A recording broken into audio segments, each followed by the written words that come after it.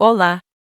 Antes de mais nada, sejam todos bem-vindos ao nosso canal exclusivo para acompanhar suas notícias e eventos mais recentes. Continue com Black Life News. Estamos aqui para lhe dar as últimas notícias sobre o mundo da política, economia, esportes e muito mais. Não perca nossas atualizações diárias. Hoje estaremos falando sobre os povos indígenas e Yanomami, a omissão do Estado brasileiro durante o governo Bolsonaro. Afinal, o que está acontecendo com o povo? Yanomami, desassistência de indígenas Yanomami, fez Ministério da Saúde decretar emergência de saúde pública. Plano é fazer hospital de campanha para atender casos urgentes de indígenas doentes.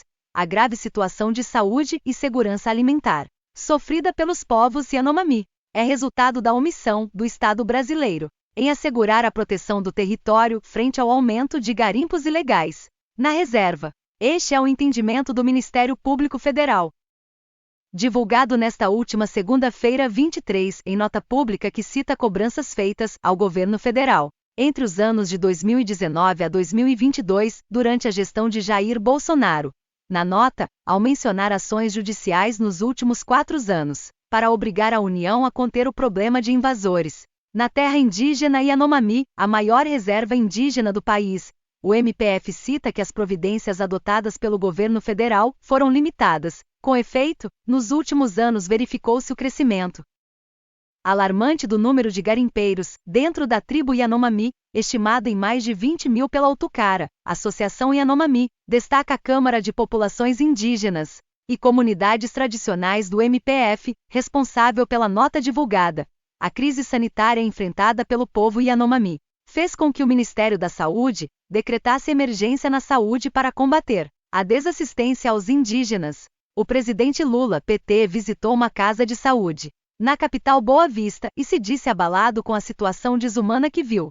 O MPF afirmou ter o compromisso de continuar atuando para coibir as atividades ilegais de garimpo e outros ilícitos em terras indígenas, para a retirada de invasores nas terras indígenas Yanomami, além de sugerir o fortalecimento da Fundação Nacional dos Povos Indígenas, FUNAI, e da Secretaria Especial de Saúde Indígena, SESAI, ações judiciais. Na esfera judicial, o MPF citou ao menos 3 iniciativas em defesa dos povos Yanomami, Iekuana e outros em situação de isolamento voluntário, que vivem na terra indígena Yanomami.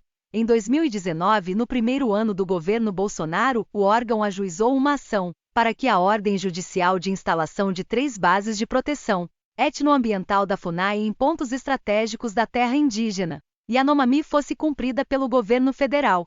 A medida foi determinada em ação civil pública ajuizada 2 anos antes, com o objetivo de reprimir a ação de garimpeiros na região, durante a pandemia de Covid-19, e diante do que chamou de inércia do governo federal.